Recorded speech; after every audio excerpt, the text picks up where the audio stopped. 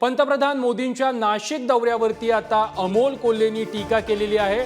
मोदींनी नाशिकमध्ये स्वच्छता केली, मात्र शेतकऱ्यांच्या अपेक्षेवर बोळा फिरवला, अशा प्रकारची टीका कोल्हेंनी केलेली आहे।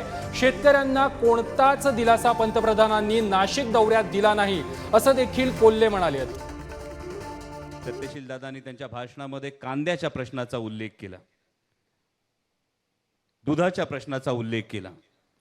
खरं तर कांद्याच्या प्रश्नाच्या संदर्भात काल माननीय पंतप्रधान महाराष्ट्रात येऊन गेले।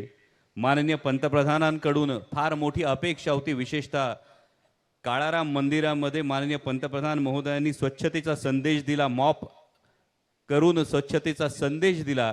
स्वच्छतेच्या संदेशाविषयी कायम अभिमान आहे, अभिनंदन आहे, परंतु सर्वसामान्य कांदा उत्पादक शेतकऱ्यांच्या अपेक्षांवर मात्र बोळा फिरवला, हे दुर्दैवाने म्हणावं लागतं।